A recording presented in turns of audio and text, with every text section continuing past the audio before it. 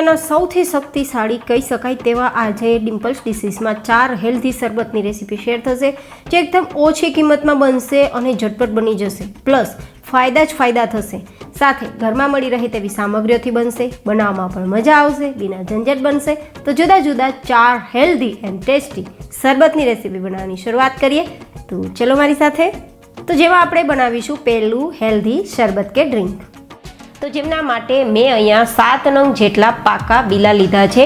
આ બીલાને દિવ્ય ફળ તરીકે ઓળખવામાં આવે છે, કારણ કે ભગવાન શિવનું સૌથી પસંદીદા ફળ કહેવાય તે આ બીલી ફળ છે. બીલાને તમારે તોડીને તેની છાલ અલગ કરવાની છે, કારણ કે ઉપરની જે છાલ છે તે ખૂબ જ કડક હોવાથી તેને ચપ્પુથી તમે નહીં તોડી શકો. તો વેલણથી આ રીતે તોડીને તમે 2 ભાગ કરી શકો છો, જેથી આપણે આ ફળમાં રહેલો પલ્પ છે તેનો ઉપયોગ કરી શકીએ.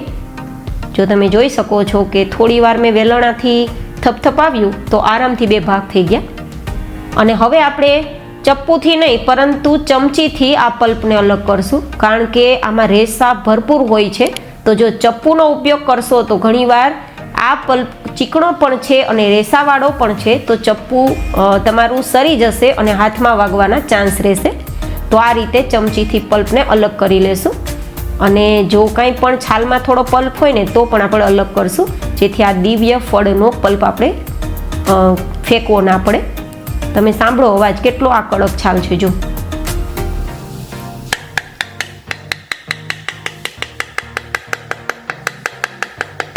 અવાજ ઉપરથી તમે અનુમાન લગાવી શકતા હશો કે આ છાલ કેટલી કડક હોય છે.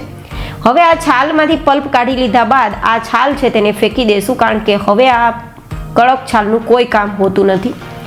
અને આ જ રીતે બધા જ બીલામાંથી આપણે પલ્પ કાઢી લેશું. મિત્રો, બીલા કાચા હોય કે પછી પાકા ખૂબ જ ફાયદાકારક છે. અને પાકા બીલાનું શરબત તમને પેટની ગરમીને દૂર કરશે, લૂ લાગવાથી બચાવશે અને કિડની અને લીવર માટે પણ ખૂબ જ ફાયદાકારક થશે. ડાયરિયામાં તો બેસ્ટમાં બેસ્ટ આ શરબત રહેશે. અહીંયા તમે જુઓ, પલ્પની સાથે સાથે આ રીતે બીજ પણ હોય છે અને આ બીજ ખૂબ જ કડવા હોય છે. તો જો આ બીજ સાથે તમે શરબત બનાવશો ને તો તમારું શરબત કડવું થઈ જશે. તો આ બીજને આપણે દૂર કરવાના છે, પરંતુ આ પલ્પ એટલો બધો કડક હોય છે કે બધા જ બીજ કાઢવા થોડા મુશ્કેલ કામ હોય છે. તો અહીંયા આપણે આપણા પલ્પને થોડો નરમ કરવા માટે હુંફાળું ગરમ પાણી 2 ગ્લાસ જેટલું આ પલ્પમાં ઉમેરશું. બરાબર આ પલ્પને આપણે સોફ્ટ કરીશું. 1 થી 1.5 કલાક કે 2 કલાક માટે રાખીશું ને તો આરામથી આ પલ્પ સોફ્ટ થઈ જશે અને પરિણામે પલ્પનો અંદર રહેલો રસ અલગ થઈ જશે અને પલ્પના છોતા અને બીજ છે તે અલગ થઈ જશે. તો હવે ઢાંકીને 1 કલાક માટે સાઈડ ઉપર રાખી દઈશું.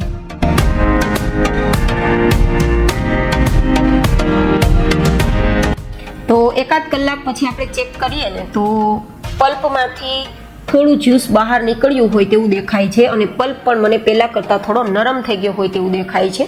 તો હવે આ નરમ પલ્પને આ રીતે હાથથી ચોળશું ને તો જે પલ્પમાં થોડો પણ જ્યુસ હશે ને તે નીકળી જશે, બીજ પણ અલગ થઈ જશે. જો હવે આ સ્ટેજ ઉપર તમે આ વસ્તુને ચોળવા કરતાં મિક્સર જારનો ઉપયોગ કરવાનું પસંદ કરશો ને તો તમારું શરબત કડવું જ થશે. જેનું કારણ મેં તમને આગળ બતાવ્યું ને કે આ પલ્પની અંદર બીજ હોય છે અને બીજ ખૂબ જ કડવા હોય છે. તો જો મિક્સર જારનો ઉપયોગ કરશો તો બીજ પણ તમારા પીસાઈ જશે અને પરિણામે તમારું શરબત કડવું થઈ જશે. તો મિક્સર જારની જગ્યાએ તમે હાથથી આ પલ્પને ચોળી અને પછી ગાળી અને ઉપયોગમાં લેજો, જેથી શરબત છે તેના ન્યુટ્રિશિયસ પણ જળવાઈ રહે અને શરબત કડવું પણ બિલકુલ ના થાય. થોડી મહેનત જરૂર છે, પરંતુ શરીરની અંદર ફાયદા પણ અદ્ભુત થવાના છે. તો આ રીતે ગાળી લેશું. તમે જોઈ શકો છો કે આરામથી શરબત નીચેની તરફ નીકળી રહ્યું છે. તો ફરીથી આપણા આ પલ્પમાં આપણે થોડું 1 ગ્લાસ જેટલું પાણી ઉમેરશું અને ફરીથી આપણે ચોળી લેશું, જેથી આ પલ્પમાં હજુ પણ થોડું પણ જ્યુસ હોય ને તો એ નીકળી જાય. આ રીતે 1-2 વાર પ્રોસેસ કરશો ને તો પલ્પમાંથી જ્યુસ આરામથી નીકળી જશે.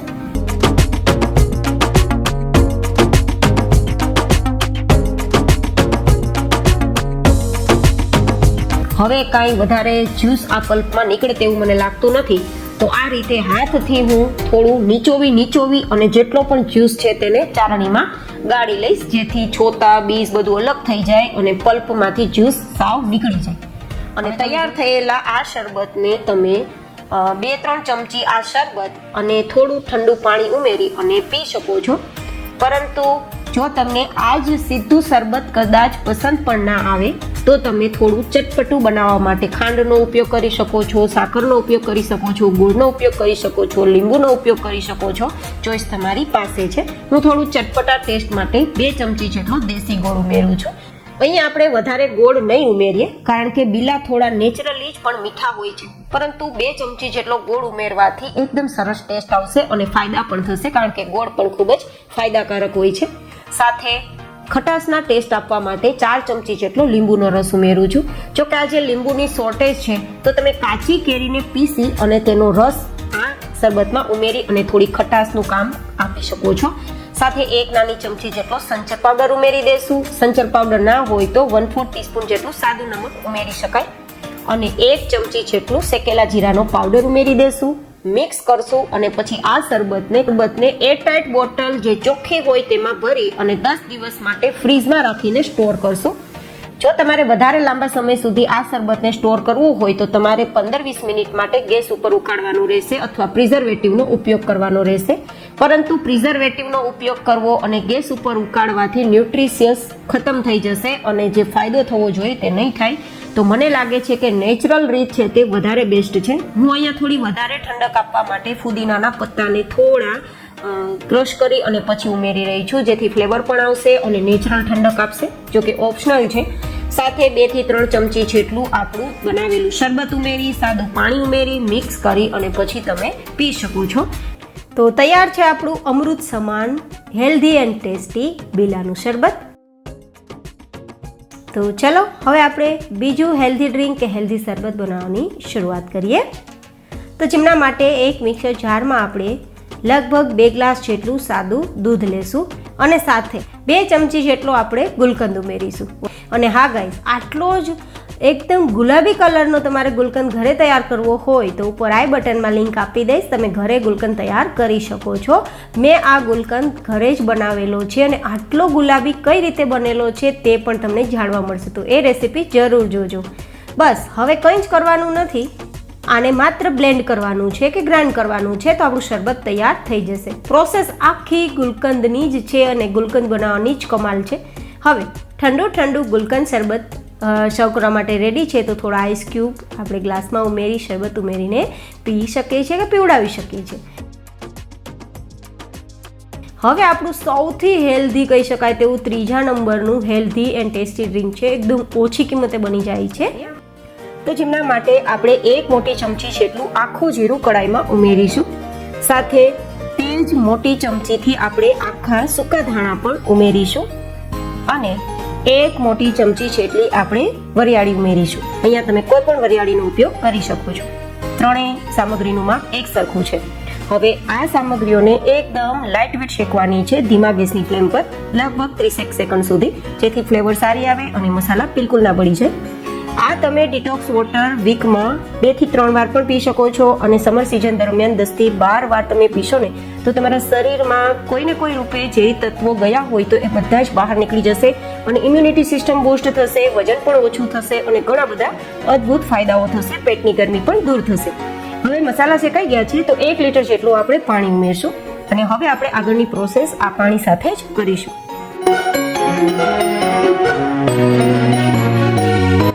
તો અહીંયા આપણે 1 મોટી ચમચી જેટલો ફુદીનો ઉમેરશું. મારી પાસે ડ્રાય છે તો ડ્રાય ઉમેરું છું, તમે ફ્રેશ હોય તો ફ્રેશ પણ ઉમેરી શકો છો. એન્ડ હા, કેટલો ઉમેરવો છે તે તમારી ચોઈસ ઉપર ડિપેન્ડ રહેશે.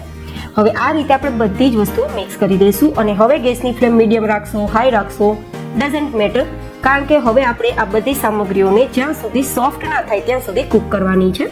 ચેનલ પર નવા હોય તો ચેનલને સબસ્ક્રાઇબ કરજો, પસંદ આવે તો લાઈક કરજો, બીજા લોકોને હેલ્પફુલ થાય તેવું લાગે તો શેર કરજો.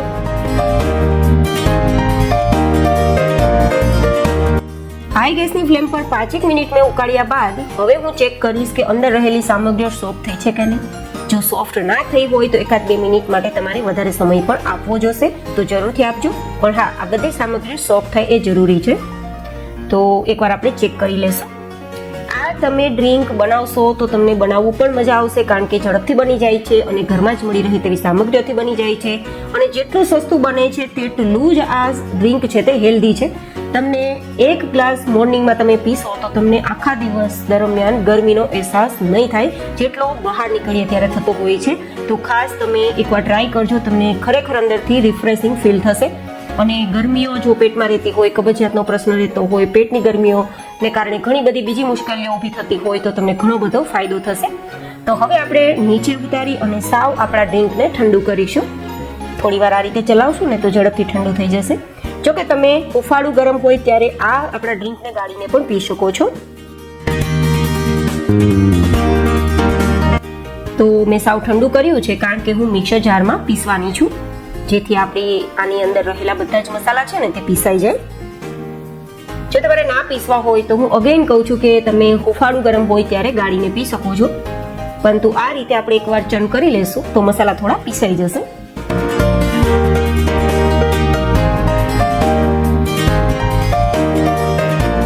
તો પીસાઈ ગયા છે અને હું એકવાર ગાળી લઉં છું. જો કે તમે ના ગાળવું હોય તો આ મોટા મોટા ટુકડાને મોઢામાં ચાવીને પણ પી શકો છો, જેના ફાયદા જ છે. પરંતુ આ રીતે ગાળશો તો ઇઝીલી તમે બાળકોને પણ પીવડાવી શકશો. અને આ જે વધેલું છે તેને તમે બિલકુલ ના ફેંકતા, તમે ભરેલા શાકમાં અથવા તો ગ્રેવીવાળા શાકમાં તેનો ઉપયોગ કરી શકો છો. તો આપણે આ વસ્તુ સાઈડમાં રાખી દઈશું. અને હવે આપણું આ જે તૈયાર થયેલું ડ્રિંક છે તેને તમે સ્ટોર કરી 1 મહિના સુધી ફ્રીજમાં રાખીને યુઝ કરી શકો છો. ડિટોક્સ વોટર આપણું તૈયાર છે. પણ આ ડિટોક્સ વોટર જો તમને આ જ રીતે કદાચ પીવાનું પસંદ ના આવે તો તમે શરબત બનાવીને પણ પી શકો છો. તો શરબત કઈ રીતે બનશે તે પ્રોસેસ પણ હું તમને આગળ બતાવું છું.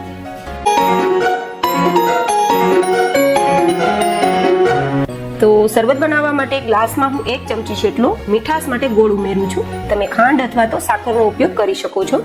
સાથે થોડો ખાટો ટેસ્ટ આપવા માટે 2 ચમચી જેટલો લીંબુનો રસ ઉમેરું છું. તમે અહીંયા કાચી કેરીનો રસ પણ ઉમેરી શકો છો અને આમચૂર પાવડર પણ ઉમેરી શકો છો જો લીંબુ ઘરમાં ના હોય તો. અને લગભગ 1 ચપટી જેટલો સંચળ પાવડર ઉમેરું છું. જો કે સંચળ પાવડર ના હોય તો ચપટી જેટલું નમક ઉમેરવું હોય તો ઉમેરી શકાય. અને હવે અહીંયા હું થોડો ક્રશ કરેલો બરફ યુઝ કરું છું. તમને બરફ કેટલો પસંદ છે તેને અકોર્ડિંગ યુઝ કરજો તમે. અને પછી આપણું જે તૈયાર કરેલું ડ્રિંક છે ને તે ઉમેરી દઈશું. જો તમને વધારે ટેસ્ટ સ્ટ્રોંગ લાગે તો તમે થોડું પાણી, થોડું ડિટોક્સ વોટર બંને મિક્સ કરીને સર્વ કરી શકો છો. તો તૈયાર છે આપણું ખૂબ જ હેલ્ધી, ખૂબ જ ટેસ્ટી, રિફ્રેશિંગ ડ્રિંક. તમે બનાવો તો તમને ટેસ્ટ કેવો લાગ્યો મને કોમેન્ટમાં ફીડબેક જરૂર શેર કરજો. હવે બનાવીશું ચોથા નંબરનું હેલ્ધી એન્ડ ટેસ્ટી ડ્રિંક ઓર શરબત. શરૂ કરીએ. તો જેમના માટે મેં અહીંયા 15-20 જેટલા કાજુ લીધા છે. તમે થોડા ઓછા કાજુ પણ લઈ શકો છો. અને આ કાજુને લગભગ 15 મિનિટ માટે હુંફાળા ગરમ પાણીમાં પલાળી દેશું, જેથી સરસ મજાના આ કાજુ નરમ થઈ જાય. જો કે તમારે થોડી ઉતાવળ હોય તો કાજુનો પાવડર પણ તમે ઉપયોગમાં લઈ શકો છો. હવે આ પલળે છે ત્યાં સુધીમાં એક પ્રોસેસ આપણે આગળ કરી લઈએ. તો મેં અહીંયા 2 ગ્લાસ લીધા છે. જે ગ્લાસની અંદર હું આજનું આપણું ડ્રિંક છે તે સર્વ કરવાની છું. તો એ ગ્લાસની અંદર 1 ચમચી જેટલું હું એક મિશ્રણ એડ કરી રહી છું. આ મિશ્રણ ગુલકંદ અને ગુલાબના શરબતથી બનેલું છે. ગુલકંદની રેસીપી તમારે જોવી હોય તો ડિમ્પલ્સ ડિશીસમાં મેં શેર કરેલી છે. આટલો જ પરફેક્ટ ગુલાબી કલર સાથેનો ગુલકંદ તમને જોવા મળશે. તો જરૂર જોજો, ઉપર આઈ બટનમાં લિંક પણ આપી દઈશ. તો હવે આપણે આ જે મિશ્રણ છે તે મિશ્રણને અડધા ગ્લાસ સુધી આપણે આ રીતે ફેલાવવાનું છે. તમે ચમચીથી ફેલાવી શકો છો, હાથથી ફેલાવી શકો છો અને આ રીતે કુકિંગ બ્રશથી પણ ફેલાવી શકો છો. જોકે આ રીતે ડેકોરેશન કરવું ઓપ્શનલ છે, પરંતુ મને થોડો ડેકોરેશનનો વધારે પડતો શોખ છે તો હું આજે આ ડેકોરેશન કરી રહી છું. અને હવે આ ગ્લાસ છે પરફેક્ટ સેટ થઈ જાય તે માટે આપણે ફ્રીઝરમાં 5 મિનિટ માટે રાખી દઈશું અને આગળની પ્રોસેસ કરીશું.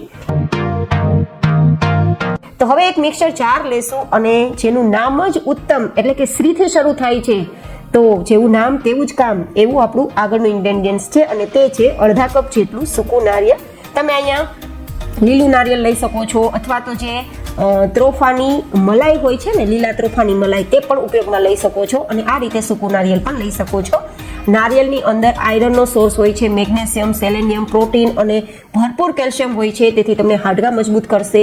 કોઈ પણ પ્રકારની મગજની બીમારી હોય, માનસિક રીતે પીડાતા હોય, તણાવ હોય અથવા તો તમારી યાદશક્તિ થોડી ઓછી થઈ ગઈ હોય, આવા કેટલાય પ્રકારના તમને જો કોઈ પણ પ્રકારના દર્દ હોય તો તમને દૂર થશે. અને સેલેનિયમના કારણે નવું બ્લડ બનશે, ઇમ્યુનિટી સિસ્ટમને બૂસ્ટ કરશે અને કેલ્શિયમના કારણે તમારા હાડકાઓને મજબૂત કરશે અને પૂરા શરીરને ઘોડા જેવી શક્તિ પ્રદાન કરશે. તેવું આપણું આજનું હેલ્ધી ઇન્ગ્રેડિયન્ટ્સ આપણે નારિયેળનો ઉપયોગ કરેલો છે શેકમાં. હવે આપણા કાજુ પણ બરાબર પલળી ગયા છે તો તેને પણ ઉમેરી દઈશું. અને હું અહીંયા સાથે 2 ચમચી જેટલો મિલ્ક પાવડર ઉમેરી રહી છું. મિલ્ક પાવડર તમને નાના મોટા પ્રોવિઝન સ્ટોરમાં માત્ર 10 રૂપિયા જેટલી ઓછી કિંમતમાં મળી જશે. જો કે ના નાખવું હોય તો સ્કીપ કરી શકો છો. અને 4 ચમચી જેટલી અહીંયા આપણે સાકર ઉમેરીશું. સાકરની અંદર ઇનબિલ્ટ ઠંડક આપવાનો ગુણ હોય છે, તો ખાસ ગરમીથી બચવા માટે સાકરનો જ ઉપયોગ કરવો જોઈએ. જો કે તમે ખાંડ ઉપયોગમાં લઈ શકો છો, અને ખાંડ ઉપયોગમાં લેતા હોય તો તમારે અહીંયા માત્ર 2 થી 2.5 ચમચી જેટલી જ ઉપયોગમાં લેવી. આ રીતે આપણે બધી સામગ્રીઓ છે તે ઉમેરેલી છે.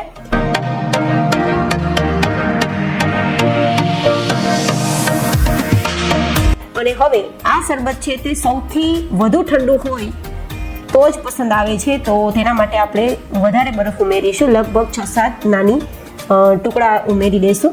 જો કે વધુ પણ ઉમેરી શકાય. અને હવે હું અહીંયા મલાઈ કાઢેલું ગાયનું 2 ગ્લાસ જેટલું દૂધ ઉમેરું છું.